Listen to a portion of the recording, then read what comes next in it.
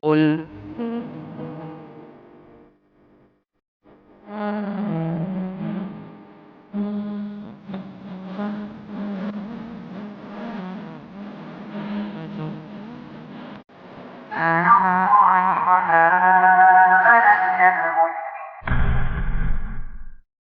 Yang demikian untuk pembahasan Riyadhus Shalihin. Sekarang kita lanjut fikih manhajus salikin. Setelah terakhir kita bahas tentang masalah mandi, yaitu mandi wajib dan sebab-sebabnya. Lalu yang terakhir Syekh Abdurrahman bin Nasir As-Sa'di membahas tentang tata cara mandi.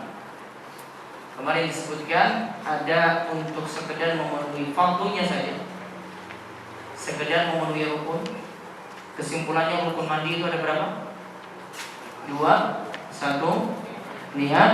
Yang kedua, mengguyurkan air ke seluruh badan. Kemudian yang sempurnanya nanti diawali dengan mencuci tangan, kemudian mencuci kemaluan, kemudian setelah itu tangannya dibersihkan kembali, lalu berwudu. Yang wudunya kemarin ada 2 cara, ada dari hadis Aisyah, ya. Kemudian ada hadis dari hadis Maimunah. Ya, kalau hadis Aisyah, wudunya itu secara sempurna dari cuci tangan, kumur, masukkan air dalam hidung sampai nanti cuci kaki. Namun kalau dalam hadis Maimunah, wudunya itu cuma sampai nanti di kepala, kemudian air itu nanti mengguyur kepala sampai nanti anggota badan yang lainnya, lalu untuk kaki pindah tempat, kemudian menyiram kaki ketika pindah tempat tadi. Itu cara yang lebih sempurna, dengan diawali mencuci kemaluan, baru setelah itu berwudu, baru setelah itu mengguyurkan air ke seluruh badan. Nanti mendahulukan badan yang bagian kanan, kemudian badan yang bagian kiri, kemudian kaki itu diletakkan, dicucinya itu nanti terakhir. Nah, setelah kita bahas wudu dan mandi, untuk pembahasan taharah tersebut kita masih menggunakan air. Nah, sekarang masalahnya bagaimana jika air itu tidak ada? Apa solusinya? Maka syariat Islam memberikan solusi lagi, yaitu ketika air itu tidak ada, maka sebagai solusinya adalah kita menggunakan debu atau tanah. Dan di sini syariatnya disebut dengan syariat tayamum. Maka bab selanjutnya Syekh Abdurrahman bin Nasir As-Sa'di membawakan bab tayammum. Sekarang kita lihat apa yang disebutkan oleh Syekh Abdurrahman bin Nasir As-Sa'di di sini. Cukup saya bahas singkat, di sini nanti mungkin ada sekitar 2 atau 3 pembahasan tentang tayammum karena ingin saya bahas lebih detail dari penjelasan Syekh saja. Karena Syekh Abdurrahman bin Nasir As-Sa'di sebenarnya bahas cukup singkat dalam pembahasan tayammum ini. Nanti saya akan jelaskan panjang lebar dari definisi dan yang lainnya. Moga dibantu. Tayamum pengganti bersuci dengan air. Syekh Abdurrahman bin Nasir As-Sa'di rahimahullah berkata, tayamum adalah jenis kedua dari bersuci atau taharah. Tayamum itu pengganti atau badal dari bersuci dengan air. Lihat, ini jenis kedua. Jenis pertamanya apa kemarin? Dengan menggunakan air, yaitu ada mandi, ada wudu di situ dan mandi. Jenis kedua ini penggantinya, yaitu pengganti ketika air itu tidak ada. Maka di sini diperintahkan untuk tayamum bersuci, ya, dengan menggunakan debu atau penggantinya. Sekarang kita lihat apa yang dimaksud tayamum. Definisi tayamum. Tayamum secara bahasa berarti al-qasdu, yang artinya berniat atau bermaksud. Makna ini sebagaimana terdapat dalam ayat wala tayammamul khabitha minhu tunfiqun, dan janganlah kamu berniat memilih yang buruk-buruk lalu kamu menafkahkan daripadanya. Ayat Al-Baqarah 67. Wala tayammamul khabitha minhu tunfiqun. Secara bahasa tayammum kalau dari ayat ini artinya al-qasdu, berniat atau bermaksud. Maka ayat tadi kalau kita terjemahkan, dan janganlah kalian berniat memilih yang buruk-buruk lalu kalian menafkahkan dari yang buruk-buruk tadi. Jadi biasanya sifat kita itu pilih yang jelek-jelek, ya, digunakan untuk sedekah. Baiknya yang sifatnya itu pertengahan, kalau kita tidak mampu pilih yang paling baik, untuk sedekah tadi. Kalau kita tidak mampu milih yang paling baik, milih yang sifatnya pertengahan. Maka kadang para ulama itu membahas misalnya untuk memilih zakat, untuk memilih kurban, untuk memilih sedekah, milih yang pertengahan. Ya, tidak terlalu jelek dan kita tidak dipaksakan juga yang terlalu bagus dan super mahal, tidak. Namun pilih yang awsat, yaitu yang sifatnya itu pertengahan. Kemudian sedangkan secara istilah tayamum bermaksud menggunakan sa'id atau debu atau tanah untuk mengusap wajah dan kedua telapak tangan dengan niat untuk melaksanakan sholat dan ibadah lainnya. Nah, untuk tayamum itu nantinya menggunakan sa'id. Nanti ada perselisihan tentang makna sa'id sendiri di sini. Namun di sini kita terjemahkan sementara debu atau tanah. Apakah bisa dengan selain debu atau tanah? Bisa. Walaupun nanti ada khilaf pendapat di antara para ulama. Ada beda pendapat di antara para ulama di sini. Ada yang cuma menetapkan saja debu yang hanya boleh digunakan untuk tayamum. Pasir nggak bisa, batu nggak bisa. Pokoknya cari yang namanya debu. Ya, namun di sini ada perselisihan, ada yang lebih global lagi daripada itu, ada yang menjelaskan dengan makna yang lebih luas lagi. Pokoknya segala sesuatu yang berada di permukaan bumi itulah yang namanya sa'id. Terus dalil pensyariatan tayamum. Nah, sekarang kita lihat dalil pensyariatan tayamum. Tayamum dibolehkan ketika safar maupun ketika mukim. Dalil pensyariatannya adalah berdasarkan Al-Quran, hadis dan ijma' kesepakatan para ulama. Nah, kalau kita berdalil lengkap seperti ini, ada Al-Quran, ada hadisnya, atau ada ijma'. Sedangkan tayamum itu didukung oleh Al-Quran, didukung oleh hadis Nabi SAW, didukung oleh ijma' atau kesepakatan para ulama. Nah, tadi disebutkan di awal, tayamum ini dibolehkan ketika safar ataupun ketika mukim. Nanti ada sebabnya nanti kenapa kita dibolehkan untuk tayamum. Kita lihat dulu dalilnya. Dalil dari Al-Quran, Allah Ta'ala berfirman, wa in kuntum marqa aw ala safarin aw jaa ahadun minkum minal ghaidi aw lamastumun nisaa falam tajidu ma'an fayatayammamu sa'idan aw tayyiban famsahu biwujuhikum wa aydiyakum innallaha kana 'afuwan ghafura. Baik, ini surat An-Nisa ayat 43. Nantinya juga ada di bahasannya di surat Al-Baqarah pula. Kita lihat yang di surat An-Nisa ayat 43 di sini. Wa in kuntum marqa, jika kalian dalam keadaan sakit. Karena sakit di sini ada yang tidak mampu menggunakan air. Au ala safarin, atau dalam keadaan bersafar. Karena dalam safar juga ini sulit untuk mendapatkan air. Au jaa ahadun minkum minal ghaid, atau salah seorang di antara kalian itu buang hajat. Au lamastumun nisa, atau karena menyentuh perempuan. Ini kalau pembahasan kemarin, pembahasan sebelumnya ada ulama yang menyatakan bahwasanya menyentuh perempuan itu membatalkan wudu. Maka disinggung juga di sini. Falam tajid ma'an.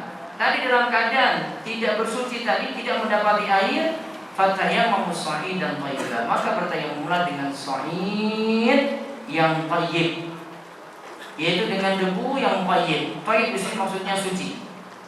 Famsahu biwujuhikum. Nah, cara tayamumnya bagaimana? Usaplah wajah kalian. Wa aydiyakum, dan telapak tangan kalian. Di sini disebutkan wajah, baru kemudian telapak tangan. Innallaha kana afuwan ghafura. Sesungguhnya Allah Maha Pemaaf lagi Maha Pengampun.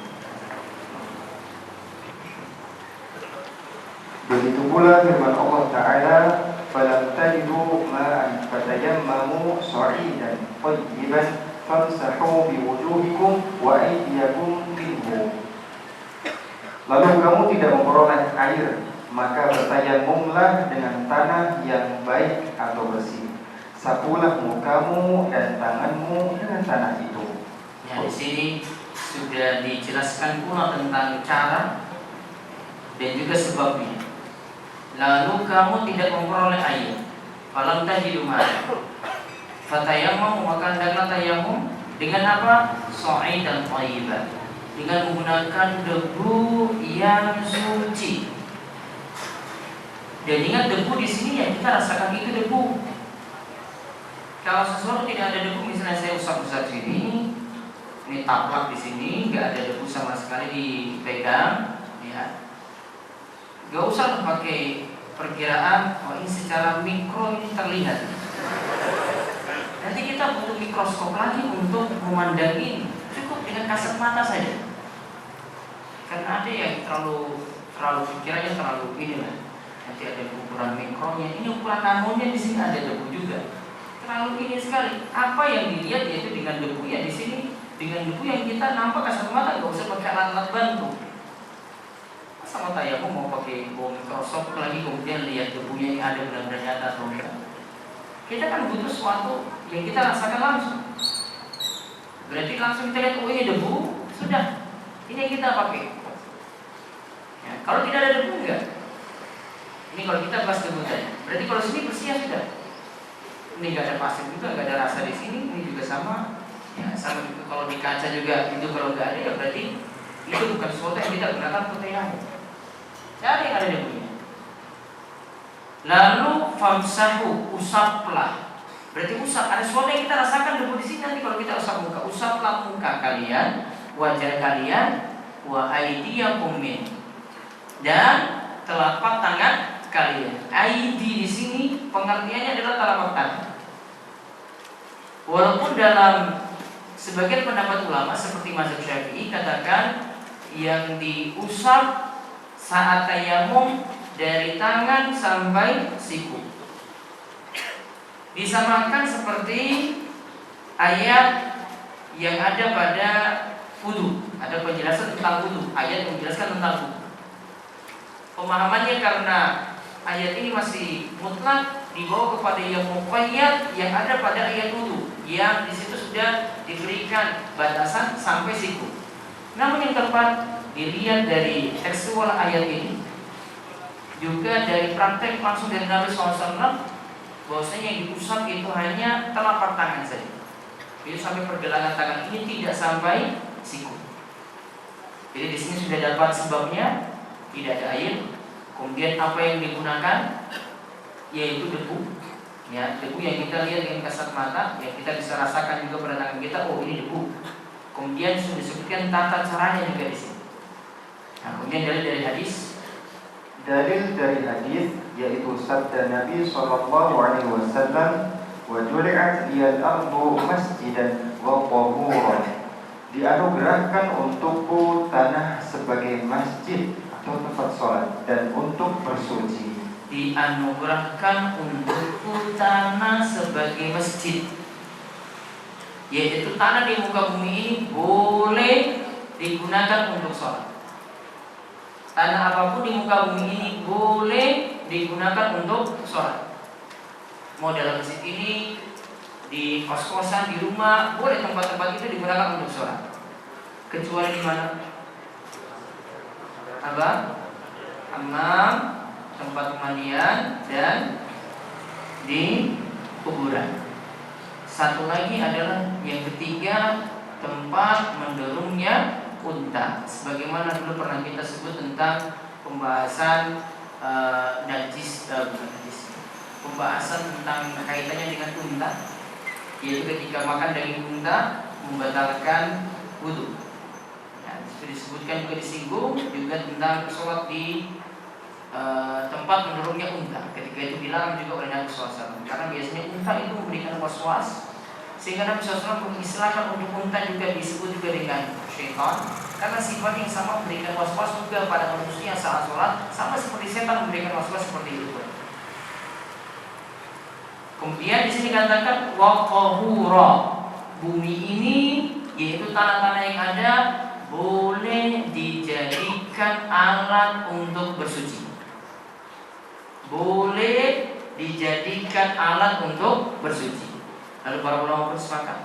Para ulama pun sepakat bahwa tayamum disyariatkan sebagai pengganti dari wudu dan mandi dalam keadaan tertentu. Para ulama pun sepakat tayamum itu sebagai pengganti dari wudu dan mandi dalam keadaan tertentu.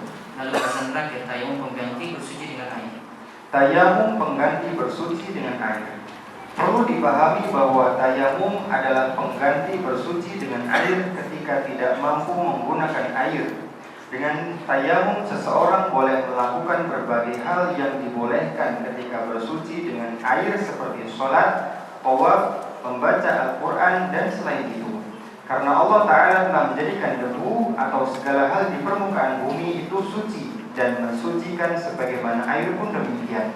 Karena Nabi SAW bersabda, wa juli'at turbatuha lana tahura, dan dijadikan debunya untuk kami sebagai alat untuk bersuci.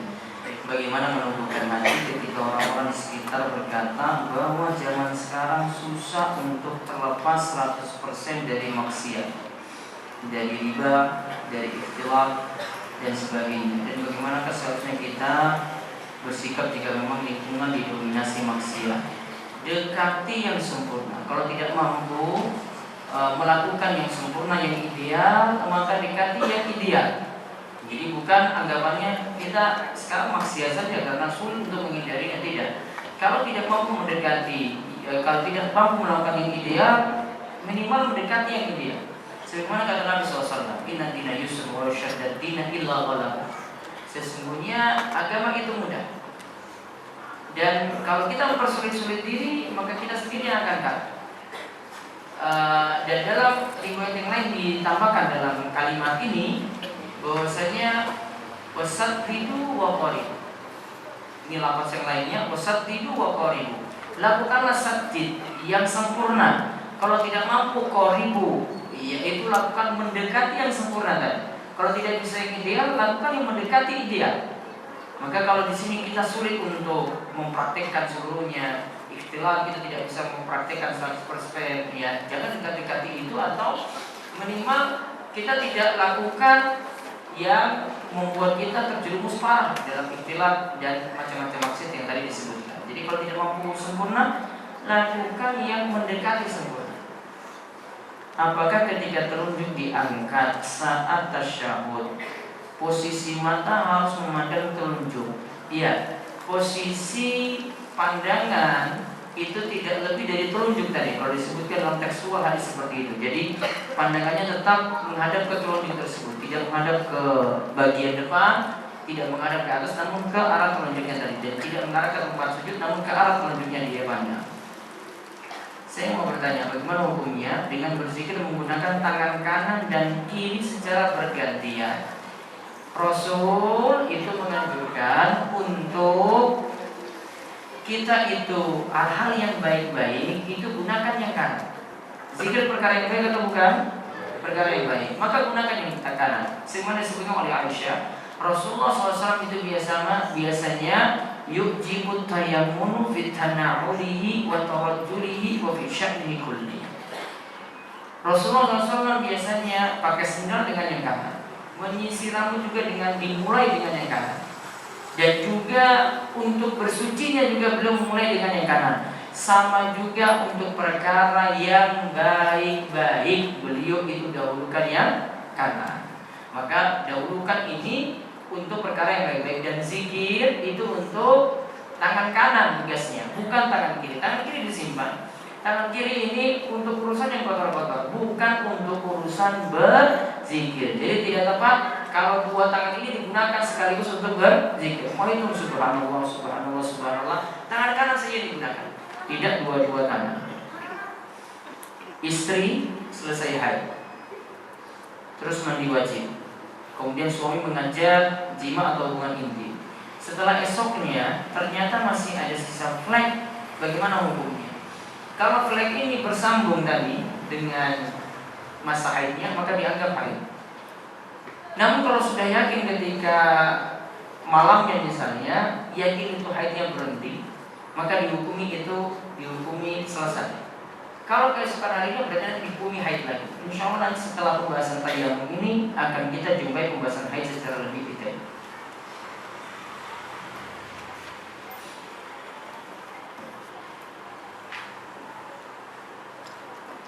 Apakah jika kita bertobat dosa kita dihapus seolah-olah kita tidak pernah berbuat dosa, atau dosa kita dihapus dengan syarat melakukan ibadah-ibadah tertentu.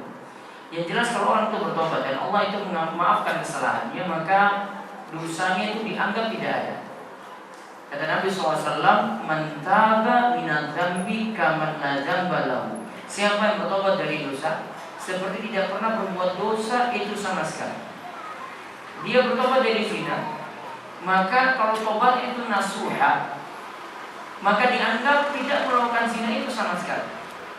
Dan bahkan dengan dia bertobat diganti nanti ke dosa-dosa tadi diganti dengan kebaikan-kebaikan yang ada. Kalau tobatnya itu jujur, tobatnya itu nasuha, tobatnya itu murni karena Allah Subhanahu wa taala. Konsekuensinya seperti ini. A berhutang kepada B dan sudah lama belum dikembalikan. A kemudian mempunyai usaha dan menghasilkan keuntungan.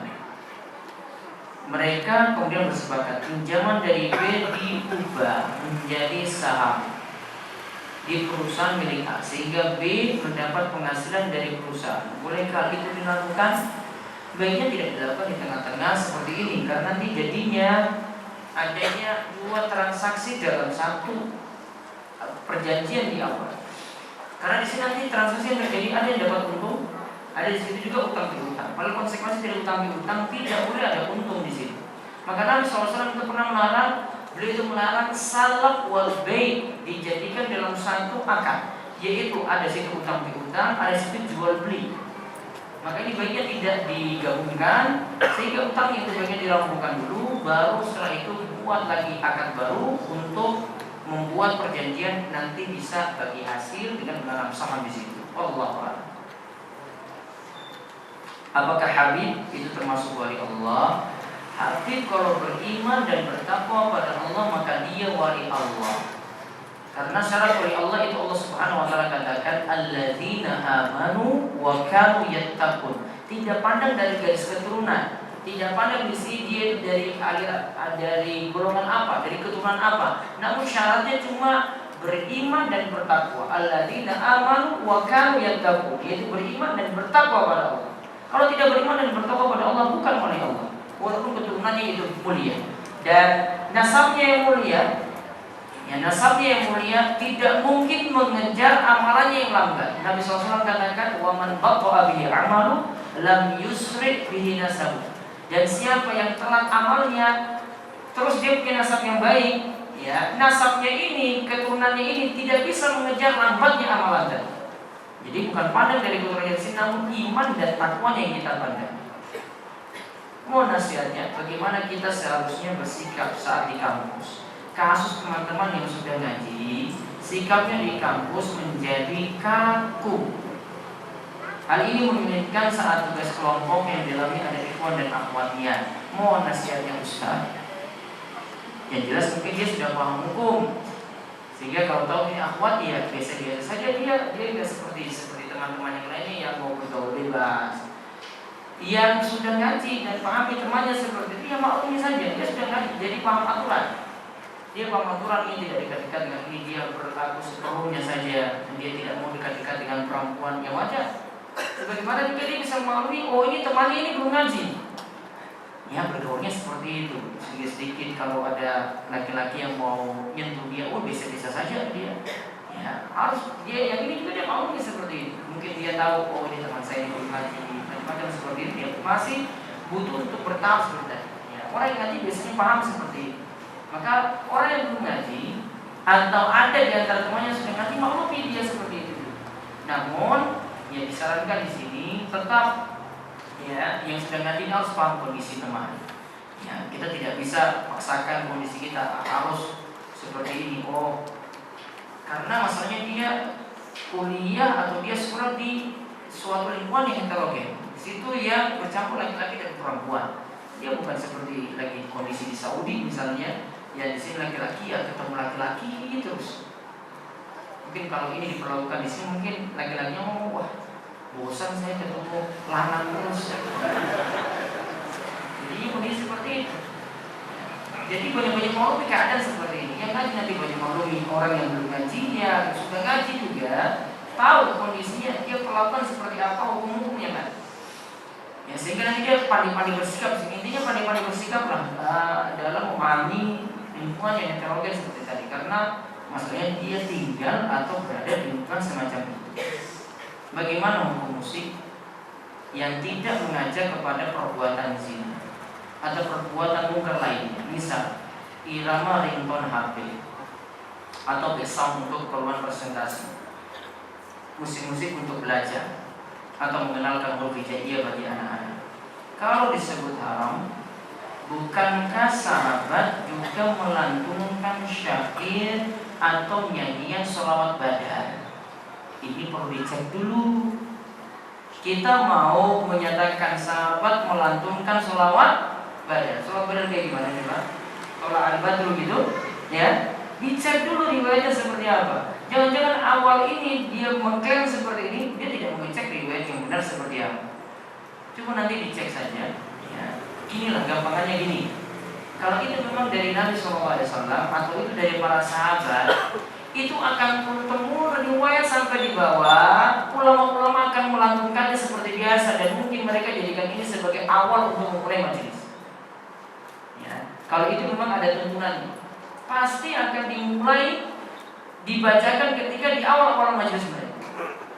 Ya, namun coba lihat di ulama-ulama besar, mereka kalau mulai kajian ya biasa-biasa saja, sudah mulai bahas kitab, sudah selesai seperti itu. Sampai akhir pun tidak dibaca seperti itu. Yang menunjukkan bahwasanya mereka tidak peduli dengan ini.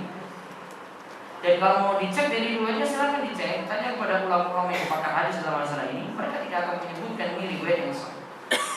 Juga ada kisah keluarga Nabi yang menabuh alat musik dan Nabi mendiamkannya. Ini cuma berlaku ketika walimatul urs. Satu, dan yang mainkannya perempuan, sesama perempuan yang dengar. 3 syarat berarti ya. Acara penting saja berarti ketika orang itu bersenang-senang. Yang kedua, yang menabuhnya siapa? Perempuan. Dan ditabuh di depan perempuan, nggak boleh laki-laki dengar. Terus kalau laki-laki yang main bagaimana? Nilai aja sendiri. Ini disuruh perempuan, bukan laki-laki. Sekarang saya pernah berbana. Melanggar nggak di sini? Melanggar. Karena kalau praktekkan tekstual kayak gitu tekstualnya. Siapa yang mainkan? Perempuan mainkan. Dimainkan di hadapan siapa? Di hadapan perempuan juga. Bahkan Nabi juga punya ilmu khusus untuk menghujat orang-orang kafir. Nabi penyair namun nggak pakai alat musik. Ya, Nabi pintar buat syair namun tidak pakai alat musik, sehingga tidak bisa disamakan. Saya kasih contoh satu kisah saja. Diriwayatkan oleh Imam Al-Baihaqi dalam Ilmu Nubuwah, disebutkan oleh Imam Ibnu Katsir dalam Al-Bidayah wa Nihayah. Beliau membawakan pasal ini ketika membawakan Nabi SAW senantiasa terjaga dari berbagai macam gangguan. Termasuk dari moral-moral yang rusak, termasuk dari suara-suara yang tidak pantas beliau dengar. Ya. Ini disebutkan oleh Imam Ibnu Katsir tadi. Judul babnya seperti ini. Nah, dibawakan kita seperti berikut. Nabi SAW katakan, saya tidak pernah punya keinginan untuk dengar hiburan malam kecuali dalam 2 malam saja. Di malam yang pertama, Nabi SAW itu suruh sahabatnya, kamu jaga kambing saya dulu, saya mau pergi nonton hiburan malam. Ketika Nabi SAW sudah diiyakan oleh sahabatnya, baik saya jaga hewan ternakmu ini, kamu pergi saja. Nabi ketika itu masuk di kota Mekah. Ketika masuk di rumah yang pertama, dari rumah yang ada di kota Mekah, Nabi SAW seakan ketika itu tertahan di sini. Beliau mau masuk, beliau tanya dulu, ini suara apa, gerangan ini kok suaranya besar sekali seperti ini. Maka orang-orang itu katakan bahwasanya sedang berlangsung pesta nikah si fulan dan si fulana. Kalau kita dengar suara kayak gini, memang sering ya pesta nikah seperti itu ya. Ya, di zaman dulu seperti itu, zaman sekarang juga seperti itu. Maka ketika Nabi SAW mau maju, Allah Subhanahu Wa Taala tutup telinga Nabi. Lantas Nabi SAW tertidur. Bangunnya ketika beliau merasakan teriknya panas matahari. Berarti kapan? Pagi hari. Berarti malam itu tidak dengar apa-apa. Dia lagi dari dengar suara itu. Malam kedua lagi beliau mau coba lagi, mau pergi lagi berangkat. Dia suruh temannya jaga hewan ternak lagi. Ya, kemudian beliau pergi, mau masuk kota Mekah. sama juga dengan suara semacam itu pula. Kemudian beliau tanya-tanya lagi, itu suara apa ini kok keras sekali suaranya? Diberitahu juga si fulan sedang menikah dengan si fulan. Lantas tiba-tiba ketika itu telinga beliau tertutup dan beliau tidak sadarkan diri sampai matahari menyengat datang pagi. Ketika bertemu dengan sahabat, ternyata yang dia nitip, beliau seorang nitip hewan ternak tadi, nitip kambing tadi. Sahabatnya tanya, kok malam ini kamu ngapain saja? Malam pertama ditanya, kamu dengar apa semalam? Malam kedua ditanya juga, kamu dengar apa semalam? Jawaban beliau, saya tidak menyaksikan apapun, saya tidak mendengar apapun. Lantas setelah itu Nabi SAW bertekad, setelah ini saya bertekad tidak mau lagi dengar lagi atau menyaksikan hiburan malam sampai Nabi SAW itu sampai Allah Subhanahu Wa Taala memberikan nubuwah, diangkat sebagai seorang nabi. Cukup satu kisah ini saja. Jadi dalil untuk membantah kisah-kisah yang berbagai macam tadi. Ini sebelum Nabi SAW diangkat jadi nabi, belum jadi nabi ini, masih dilindungi telinganya untuk mendengar hal semacam ini. Prakteknya Ibnu Umar ketika mendengar suara seruling, ini baru asli cerita dari sahabat. Ketika mendengar suara seruling, ketika dia katakan pada muridnya Nafi, wahai Nafi, kamu masih dengar suara itu enggak? Kita pergi menjauh. Terus tanya lagi pada Nafi lagi, kamu masih dengar enggak? Masih. Kita pergi menjauh lagi sampai Ibnu Umar dengan Nafi tadi menjauh dari suara seruling. Berarti apa di sini? Menjauh kan? Enggak dekat-dekat. Lantas dikatakan oleh Nafi tadi bertanya kepada Ibnu Umar, kenapa kamu sampai melakukan seperti ini? Saya melihat Rasulullah SAW menghindari suara semacam itu, beliau pergi jauh. Maka ini sama seperti yang diperhatikan oleh Nabi SAW tadi sebelum diangkat menjadi seorang Nabi. Allah lindungi beliau pendengarannya dari mendengar semacam itu. Itu cukup jadi dalil. Ya, tidak perlu saya buat cerita panjang lebar lagi. Cukup renungkan kisah ini baik-baik untuk menjawab pertanyaan tadi. Wallahu a'lam. Saya menggunakan bank konvensional, tapi hanya untuk terima transfer dari orang tua dan bunganya saya hitung dan tidak saya ambil. Apakah saya masih termasuk pemakan riba? Kalau keadaan yang darurat boleh, cuma keadaan darurat saja. Saya masih ragu untuk hukum rokok, khususnya yang tanpa filter. Karena jika disandingkan makanan berkemasan dengan pengawet, pemanis buatan, pewarna, mudorotnya jauh lebih kecil. Tembakau murni tanpa filter dalam hal ini, jazakumullah khairan katsiran, sama-sama bahaya enggak? Bungkus rokoknya tulisannya sama enggak? Nah, sama enggak ditulis rokok membunuh, sama enggak? Sudah. Berarti bungkus rokoknya lebih pintar daripada buat argumen seperti ini. Dan gak usah muter-muter, Pak. Samina wa ta'na saja. Dengar paku saja, gak usah cari-cari ini. Gak usah beralasan dengan ustaz saya, beralasan dengan kiai saya. Cukup bungkus rokok sebagai jawaban. Dan Allah katakan, wala taqtulu anfusakum, jangan bunuh diri kalian sendiri. Tulisan bungkus rokok apa? Nah, sudah pintar kan berarti. Gak usah muter-muter. Mungkin ustadznya yang gak baca, mungkin kiainya yang gak baca, kamu sendiri juga mungkin gak baca. Apakah bacaan yang dibaca ketika duduk di antara dua khutbah pada khutbah Jumat, Ustaz? Di antara doa yang terkabul itu adalah doa saat dua keadaan kalau dipilih oleh beberapa ulama, mengenai keadaan yang paling utama antara dua khutbah tadi sampai nanti khutbah itu selesai. Kemudian yang kedua, waktu terkabulnya doa pada hari Jumat adalah setelah asar. Setelah asar sampai matahari tenggelam sempurna. Maka kalau ini yang dimaksud untuk membaca doa, maka itu doa yang dibolehkan. Wallahu a'lam. Ustaz mengatakan bahwa sholat duha di akhir waktu lebih afdal. Mohon bacakan dalilnya. Nabi SAW mengatakan sholatul awwabin hina tarkidul fisal. Sholat awwabin, ini yang dimaksud adalah sholat duha. Karena sifat sholat duha itu adalah untuk orang-orang yang awwab, yaitu orang-orang yang kembali taubat. Hina, ketika anak unta telah merasakan terik matahari. Berarti makin siang makin outdoor karena makin tren. Sejak 12 tahun yang lalu, lantai 2 toko ayah saya dijadikan musola untuk umum. Sebelum keluarga kami mengenal sunnah, jamaahnya cukup banyak. Tetapi setelah keluarga kami berusaha mengamalkan sunnah dan meninggalkan bid'ah, tidak ada lagi warga sekitar yang sholat di musola kami. Apabila setelah warga membangun masjid sendiri di tempat yang jaraknya hanya 4 km dari toko kami, apakah kami sebaiknya gabung sholat dengan mereka atau tetap sholat di musola kami? Kalau kita bisa bergaul dengan masyarakat, walaupun nanti ditanya, mengingat di masjid tersebut masih banyak amalan bid'ah Ustaz. Kalau kita itu bisa bergaul dan tidak terlalu dipengaruhi dengan amalan-amalan semacam itu, baiknya berbaur dengan masyarakat. Di samping nantinya dari berbaur ini kita bisa sekaligus mendakwai. Pelan-pelan nanti kita bisa mendakwai mereka.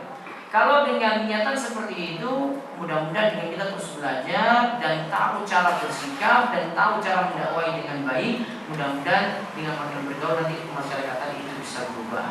Saya sarankan tetap sholat di masjid umum saja daripada di musola sendiri.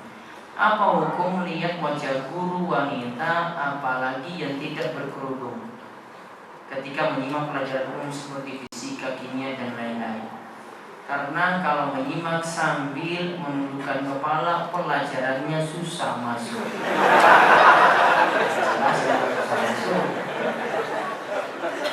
Dilema di sini. Tidak timbang-timbang. 2 mudarat yang dia dapat. Pilih yang paling ringan. Mudarat yang pertama, saya berhenti kuliah atau saya berhenti sekolah. Mudarat yang kedua, saya ikut pelajaran, namun saya ambil paling ringan, saya mau lihat pelajarannya, bukan lihat gurunya.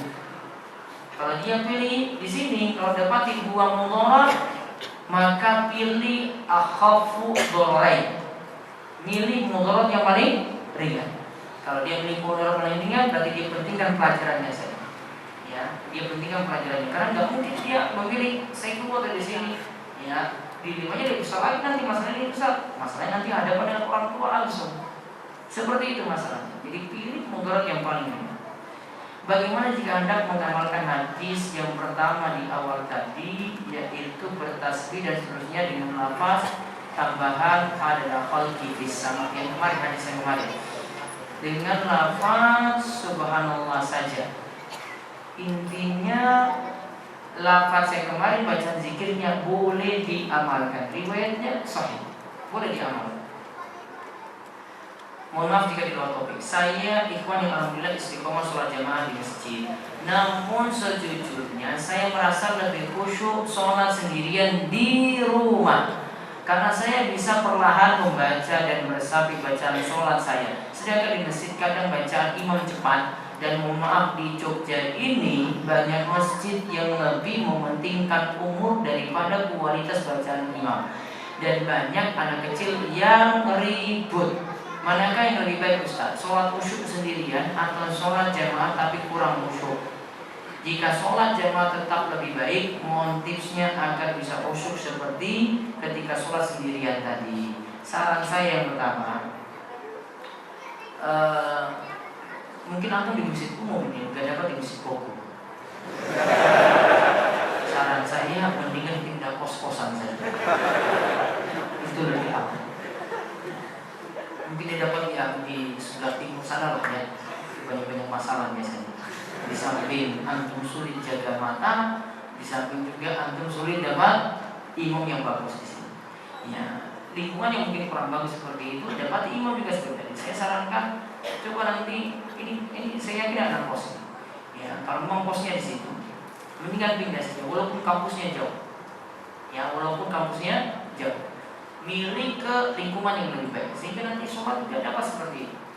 Kemudian yang kedua, standarnya kita khusyuk dalam sholat manut pada tuntunan Nabi SAW. Kalau Nabi perintahkan berjamaah, maka jangan menganggap sholat bersendirian itu lebih afdal bagi dirimu, enggak. Namun tetap memilih sholat berjamaah karena perintah Nabi SAW.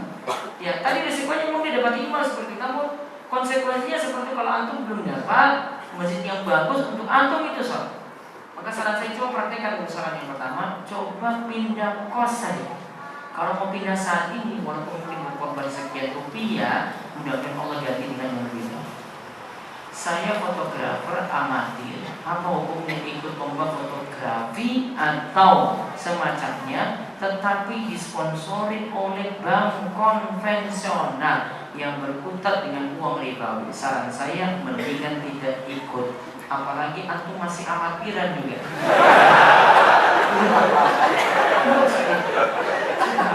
Cari masalah. Mengapa ada perbedaan susunan zikir pakai hutan antara susunan Syekh Al-Qahtani, juga ditanyakan buku saya, dan juga buku Ustaz Yazid. Saya kebanyakan ambil rujukan untuk penilaian hadis. Saya tidak merujuk pada penilaian Syekh Al-Albani kebanyakan untuk buku zikir saya. Namun saya mengambil dari ulama belakangan yang ini juga pakar hadis, namun beliau relatif lebih muda, yaitu Syekh Abdul Aziz At-Tharifi dalam buku zikirnya. Ya, dalam buku zikirnya saya mengambil penilaian hadis dari beliau. Makanya mungkin ada beberapa yang saya di situ disahihkan, di buku lain didhaifkan. Kalau Syekh Said bin Wahab Al-Qahtani kebanyakan masih memakai penilaian Syekh Abdul Aziz bin Baz. Jadi ini tergantung rujukan siapa yang dipakai dalam penilaian buku zikir tadi. Wallahu. Pada saat membuka rekening syariah ditawari 2 akad.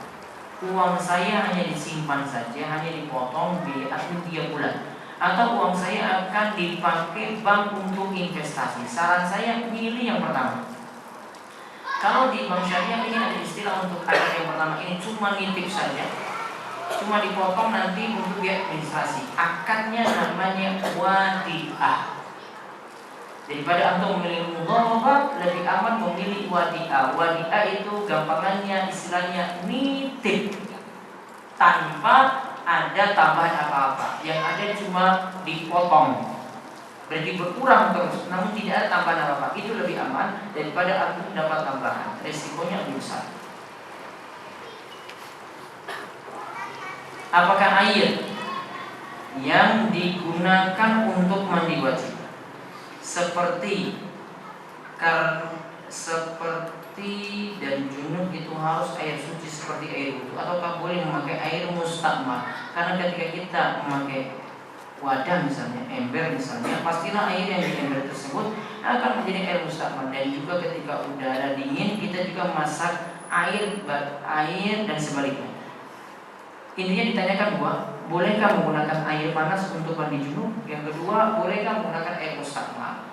Pembahasan air sudah kita bahas di pembahasan awal di sini, ya, dari pembahasan ini. Nanti bisa lihat buletin-buletin sebelumnya, atau nanti lihat di website kami sendiri tentang pembahasan air mustakmal. Air mustakmal selama tidak keluar dari kesuciannya masih boleh digunakan untuk mandi atau berwudu.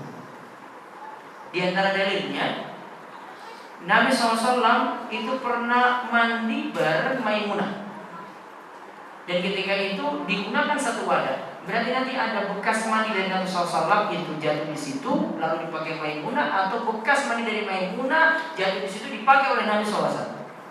Berarti namanya air mustakmal. Jadi jadikan dalil masih bolehnya menggunakan air mustakmal.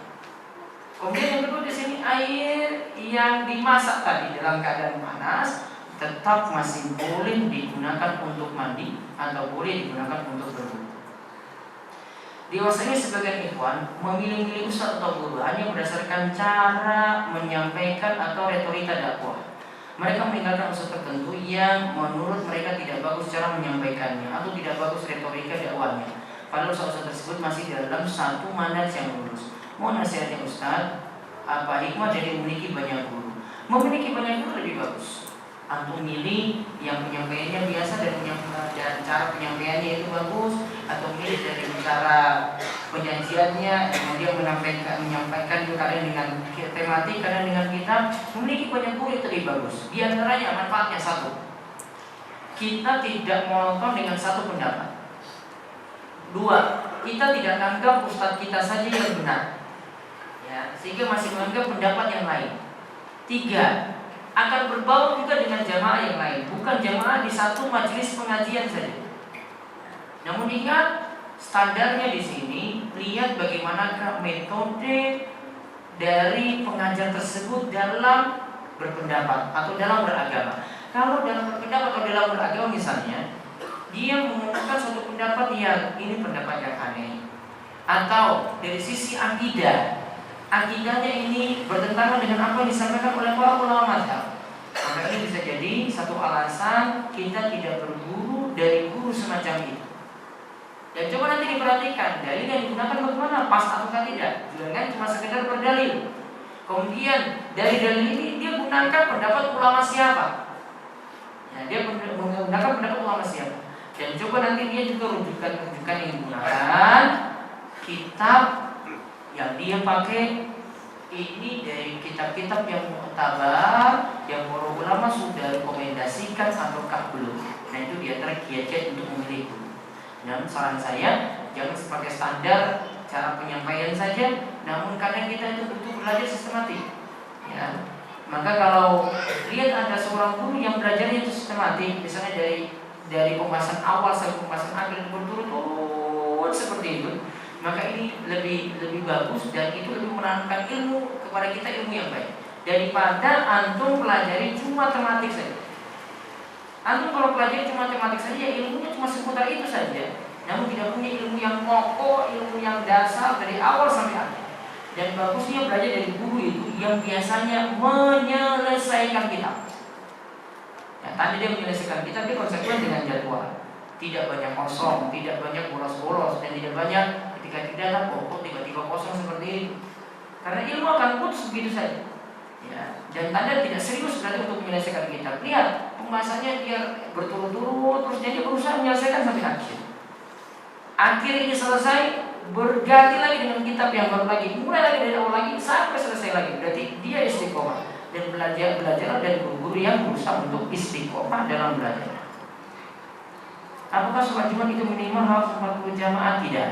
Pernah orang-orang itu hadir sholat Jumat di masa Nabi SAW. Awalnya lebih daripada 40. Namun ketika itu ada orang-orang yang berdagang. Ini lagi Nabi SAW lagi berkhutbah di depan. Kemudian karena pedagang itu datang, dan pedagang dari Syam itu datang, mungkin bawa barang dagangan yang belum pernah mereka lihat. Tiba-tiba sholat Jumat itu tinggal sekitar 12 orang, yang lainnya pergi lihat barang dagangan. Maka turunlah ayat di dalam sholat Jumat, di antaranya di dalam surat Jumat disebutkan watarakuka qa'imah. Mereka kok tega meninggalkanmu berdiri menyampaikan khutbah. Pergi cuma gara-gara apa? Dagangan tadi. Maka di antaranya hikmah khutbah Jumat itu disuruh untuk meninggalkan jual beli karena itu. Karena kalau ada barang dagangan, orang itu akan meninggalkan sholat Jumat. Sisa berapa jemaah tadi? 12. Kurang dari 40. Intinya pendapat yang paling tepat, selama dikatakan berjamaah meskipun tidak sampai 40, tetap sholat Jumatnya sah. Dan ini kalau diterapkan di sebagian tempat di beberapa daerah, terutama di daerah Gunung Kidul, ini lebih mudah. Karena kalau mau terapkan 40, rata-rata orang yang ada di Gunung Kidul itu biasanya merantau. Rata-rata yang sholat Jumat mungkin bisa 10 orang. Nanti ketika perlu lagi, nanti itu nanti mendekat lebaran, baru yang merantau itu datang, baru dapat 40. Mau terapkan seperti ini, itu mungkin rata-rata tidak ada sholat Jumatan. Seperti itu maksud saya. Apakah kaum sebelum Nabi Muhammad bisa disebut Muslim? Muslim itu asalnya setiap orang yang berada di pemegang tauhid yang lurus disebut Muslim. Namun nantinya akan sesuai dengan syariat masing-masing nabi. Nanti ketika di Nabi Isa misalnya dia Muslim kalau menurut ajaran Nabi Isa alaihissalam. Kalau dengan Nabi Muhammad berarti dia dikatakan Muslim kalau mengikuti syariat Nabi Muhammad SAW. Apakah sholat sunnah dikerjakan secara berjamaah? Seperti sholat tahajud pahalanya 27 kali lipat dibanding sholat sendirian. Kalau orang 27 kali lipat itu cuma lipatan untuk sholat wajib berjamaah saja, sholat yang waktu berjamaah saja. Tidak untuk sholat sunnah berjamaah. Sholat sunnah berjamaah punya pahala tersendiri. Kalau orang tidak disebutkan secara khusus. Jika kita sholat di kuburan atau kandang unta tadi atau hammam tadi, apakah boleh sholat di tempat ibadah kaum musyrikin ataupun di tempat maksiat seperti bar, karaoke dan sebagainya? Kira-kira ada yang mau sholat di bar? Atau di karaoke ada? Saya mau tanya realita dulu, jangan cuma sekedar bertanya saja. Kalau memang realitanya nggak ada, nggak usah dijawab.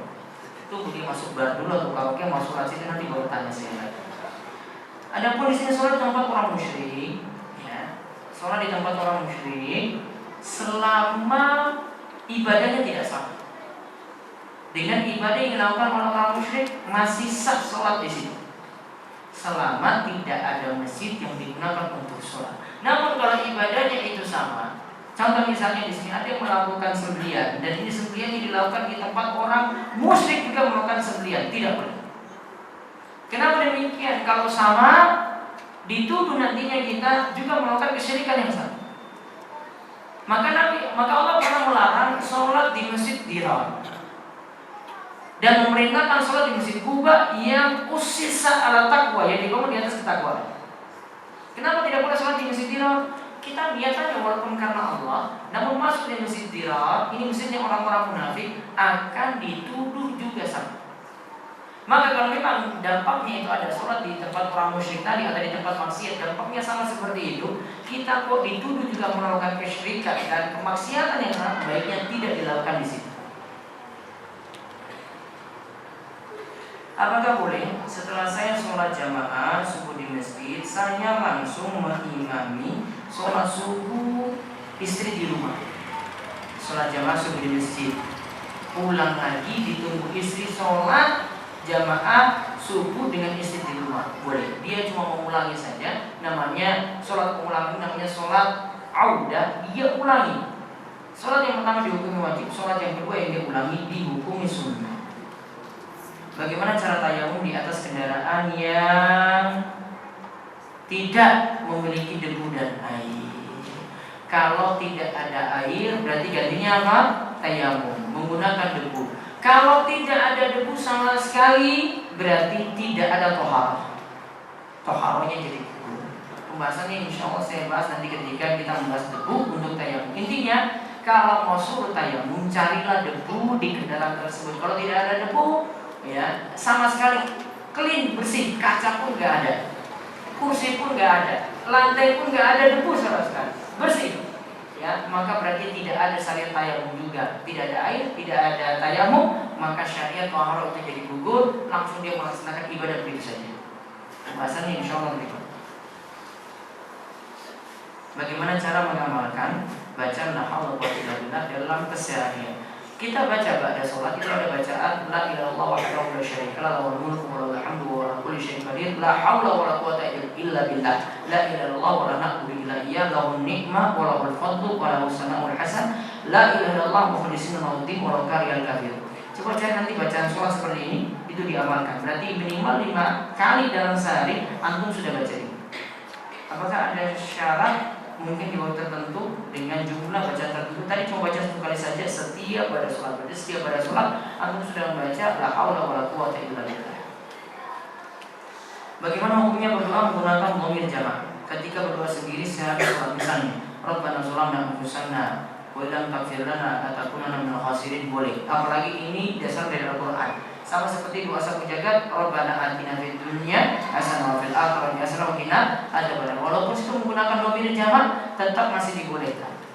Ya, tetap masih dibolehkan untuk itu. Karena kita amalkan sebagaimana teks yang ada dalam Al-Qur'an ataupun dalam hadis. Kalau kita rubah, malah nanti maknanya mungkin kita keliru kita buat.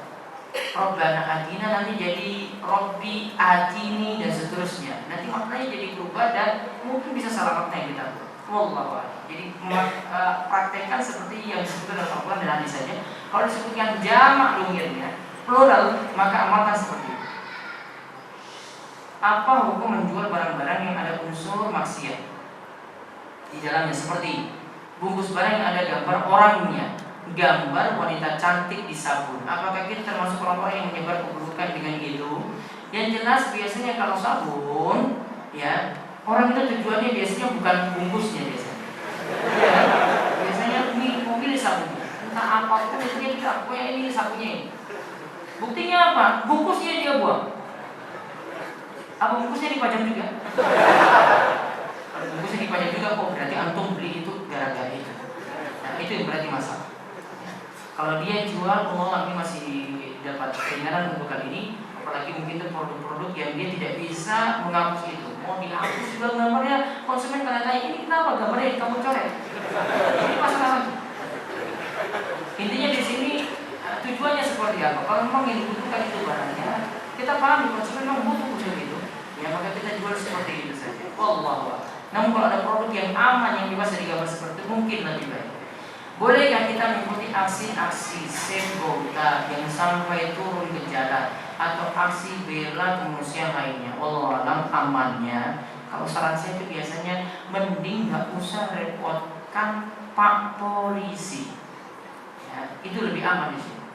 Ya, mau tanda kemanusiaan seperti ini cukup saja kita menyalurkan bantuan atau saya bantuan yang membutuhkan apa nanti ada yang menyalurkan itu sampai ke sana dan kita nitip kepada mereka, itu lebih aman ditambahkan dengan doa-doa baik, itu lebih aman untuk hal itu.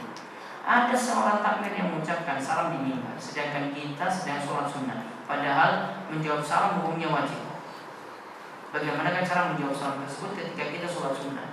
Kalau kita dalam keadaan sholat tidak boleh berbicara, berarti maka ini hukumnya wajib. Maka wajib tidak boleh berbicara, wajib dilawan dengan wajib juga. Di sini kita menangkan dalam keadaan sholat, maka tidak menjawab saat itu, saat imam itu mengucapkan salam. Apakah siapakah saja muhrim dari pihak istri ketika kita menikah selain ayah dan ibu istri kita? Di antaranya ipar. Ipar itu bukan mahram. Ya, ipar itu bukan mahram. Mahram selamanya. Dia cuma mahram yang sifatnya cuma mahram sementara saja. Bagaimana cara untuk menghukumi atau mengetahui keadaan seorang mayit, apakah ia mati dalam keadaan muslim atau kafir? Sebagai permisalan, ada seorang yang dilahirkan dalam keluarga muslim, ia berKTP Islam, namun ia banyak berteman serta tinggal di lingkungan kafir. Kalau untuk seperti itu tidak diperhatikan sudah selesai, hukumi saja berdasarkan lahiriah. Kalau dia itu lahiriah ngaku sebagai muslim, maka dihukum muslim. Kalau dia lahiriah ngaku sebagai kafir, ya sudah, berarti tidak dihukum sebagaimana kaum muslim. Ketika menonton video kajian atau mendengar rekaman audio kajian yang di sana diucapkan salam dan nama Nabi Muhammad SAW, apakah kita menjawab salamnya? Kita jawab juga. Kalau salawatnya, kita jawab salawatnya pula. Bagaimana cara melafalkan amin pada saat sholat berjamaah yang dizaharkan? Dilafalkan pendek atau panjang? A-nya itu mat, mi-nya juga mat. Jadi amin, nggak boleh amin, nggak boleh. Atau amin. Jadi dimanakah saya bisa mempelajari tentang cara sholat yang dijalankan oleh Nabi Muhammad SAW? Bisa baca buku karya Syekh Muhammad Nasruddin Al-Albani, Sifat Sholat Nabi. Banyak penerbit yang sudah menerbitkan ini. Bagaimana kalau hukum menggunakan software bajakan untuk latihan menggunakan program tersebut saja, tidak untuk kepentingan tugas skripsi atau kepentingan komersial lainnya? Melanggar hak cipta, melanggar hak orang lain, berarti menzolimi hak orang lain. Enggak boleh. Walaupun cuma untuk latihan, sudah menzolimi hak orang lain, enggak boleh. Ada motor orang lain di sini, saya pakai nggak minta izin juga. Saya pakai untuk latihan saja, boleh nggak? Nggak boleh, nggak bisa. Nggak usah muter-muter. Itu ada motor situ, ada kuncinya di situ. Terus kita pakai, bawa pergi. Ya, nanti kembali, oh maaf Pak, tadi saya pakai untuk latihan motor saja. Boleh nggak? Nggak boleh. Bolehkah berutang di kantin kejujuran? Sedangkan penjual barang di kantin kejujuran tersebut tidak tahu kalau kita utang. Biasanya utang di kantin kejujuran ini banyak lupanya. Dan biasanya memudaratkan orang yang punya kantin ini. Biasanya ketika balik dia hitung-hitung, ini kok sudah taruh roti, kok uangnya kurang. Ternyata tadi itu. Karena apa? Utang. Rata-rata, bukan rata-rata, kebanyakan lupa. Ya, maka tetap bayar saja. Ya, tanpa utang-utang. Kasihan orang yang punya barang. Jadi ingat, setiap kali kita berutang, kita akan selalu menyusahkan orang yang kita pinjam uang dari dia. Entah itu uangnya dia nanti kapan kembalinya, entah dia mau nagih juga susah, macam-macam urusan kita berikan pada diri. Ditakutkan nanti dia doakan jelek suatu waktu pada diri kita. Nah ini hati-hati, doa jelek dari orang yang dizolimi walaupun cuma sementara saja. Saya punya pertanyaan, apa hukumnya berbisnis online melalui PayPal menggunakan virtual credit card? Karena saya ingin menjual foto-foto komersial online, tapi harus menggunakan kartu kredit atau virtual credit card. Mohon penjelasan. Kartu kreditnya di sini yang saya pahami, kalau kartu kredit kan saya perlu ulasan detailnya. Kalau darurat saja yang dibolehkan, namun saran saya coba cari yang tidak ada unsur denda di dalamnya. Kalau ada denda dan kartu kredit ini yang bermasalah, ada kartu kredit yang tidak ada denda sama sekali, silakan nanti cari di salah satu bank syariah ada produk tersebut yang bisa dimanfaatkan. Apakah puasa pengganti untuk puasa Ramadan? Karena haid tetap sah bila tidak berniat secara lisan, dalam hati saja pada malam hari dan tidak sahur. Tetap sahkah puasa pengganti tersebut? Apakah puasa pengganti untuk puasa Ramadan? Karena haid tetap sah. Saya nggak paham. Kalau maksudnya dia tidak puasa karena haid tadi, maka nanti dia qadha puasanya di waktu yang lain. Ya, sebagaimana Nabi SAW memerintahkan untuk membuat puasanya tersebut. Bagaimana satu harta warisan dari orang tua yang berbeda agama dan satu agama tetapi tidak menjalankan syariat? Intinya orang yang berbeda agama tidak boleh mewariskan kepada yang lainnya. Begitu juga yang menerima tidak boleh menerima dari berbeda agama. Seperti itu aturan, kecuali selain waris yaitu hibah atau wasiat masih boleh diterima. Ustaz, di mana kita bisa mendapatkan buletin kajian Kamis sore yang edisi sebelumnya?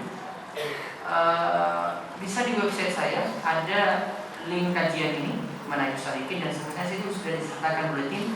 Juga biasanya saya sertakan kalau pengumuman lewat WhatsApp atau Telegram, ada link yang saya berikan info detail 33 edisi sampai saat ini. 33 edisi sampai saat ini ada di Google Drive saya tahu, dan itu bisa di-download guys. Bagaimana hukum sholat di antara tiang? Karena saya pernah mendengar sholat di antara tiang akan terputus dari shaf. Yang jelas, kalau ada tiang itu baiknya dihindari, kecuali dalam keadaan darurat. Kalau masjid sangat-sangat sempit dan dengan adanya tiang ini malah mengurangi resikonya. Memang seperti kalau ada tiang, bagusnya kita hindari tiang tadi, jamaahnya agak mundur ke belakang. Namun kalau suatu waktu keadaan sangat-sangat padat sekali, ya maka baiknya ya ini tidak dipraktekkan karena kondisi yang darurat saat ini. Kalau itu riba. Apa hukum memolas sawah yang digadai? Sawah yang digadai kemudian kita manfaatkan tadi untuk digarap lagi. Orang yang meminjamkan uang garap sawah tadi berarti memanfaatkan sesuatu yang riba. Nanti masuk dalam kaidah kullu qardin jara manfaatan fahuwa riba. Setiap utang piutang yang di dalamnya itu ada keuntungan maka itu adalah riba, dan memanfaatkan sawah tadi itu bagian dari keuntungan. Mohon penjelasannya biografi Munawi Al-Bantani. Kalau lengkapnya saya belum tulis hal ini, belum mengetahui secara detail juga, bisa cari di internet, mudah-mudahan nanti dapat biografi Munawi Al-Bantani secara detail. Bagaimana caranya menghilangkan penyakit ain karena disebabkan kekaguman pada orang lain? Contohnya karena kagum pada kecantikan seorang akhwat. Cara menghilangkan penyakit ain. Ain itu kalau kita yang punya penyakit, ya coba untuk perbaiki diri sendiri lewat perbanyak zikir agar tidak mengganggu orang lain dengan ain tadi. Juga kalau ini memang saya takutkan ini nanti penyakit turunan, ya coba untuk meruqyah diri. Meruqyah diri nanti pada ahlinya atau bisa ruqyah mandiri, mudah-mudahan itu bisa terangkat penyakit ain. Hukumnya bagaimana jika ketika sholat namun tertidur sekilas? Bisa sholat subuh karena saking ngantuknya bisa posisi berdiri tertidur. Kalau tidak sampai hilang kesadaran tidak batal. Mungkin kalau ada yang berdiri sampai hilang kesadaran, nggak sadar itu, saya nggak tahu juga ya bisa atau tidak. Namun kalau sampai hilang kesadaran, sholatnya batal dan wudhunya juga batal dan juga harus mengulangi wudhu. Bagaimana ya Ustaz menahan kentut ketika posisi berjamaah sudah tahiyat akhir? Makruh. Ya, makruh dan itu mengganggu sholat. Kalau mau membatalkan lebih baik, namun biasanya posisi nanggung karena tahiyat. Ya, maka dia cuma mendapatkan makruh saja. Yang terakhir, bagaimana cara mengatur waktu yang baik antara belajar, menghafal Al-Quran dan membaca buku-buku agama? Saya mahasiswa pertanian semester 2. Apakah saya dapat melanjutkan S2 di Madinah? Setahu saya di Madinah memang membuka jurusan umum, ya, tetapi saya belum tahu sudah terbuka untuk umum atau tidak, atau hanya untuk warga Saudi. Madinah jurusan sejarah Islam, pertanian lanjut sejarah Islam. Coba ditimbang-timbang dulu. Namun kalau mau belajar bagi waktu, kunci bagi waktu cuma satu. Nabi SAW mengatakan min husni islamil mar'i tarkuhu ma la ya'ni. Tanda baiknya Islam seseorang adalah adalah ia meninggalkan hal-hal yang tidak bermanfaat. Kalau ini harus ditinggalkan, maka manage waktu dengan baik itu sangat-sangat mudah. Kuncinya cuma pada itu saja. Allah a'lam bishawab. Itu yang bisa kami sampaikan untuk kesempatan malam hari ini. Dan insyaallah kita lanjut lagi pada pertemuan pekan depan, dan kajian malam Rabu tetap ada seperti biasa di Masjid Al-Ikhlas sekarang. Demikian yang kami sampaikan, mudah-mudahan bermanfaat dan kita bertemu lagi nanti pada kesempatan selanjutnya. Demikian kita tutup kalian doa kepada majelis. Subhanallah wa bihamdika, asyhadu an la ilaha illa anta, astaghfiruka wa atubu ilaik.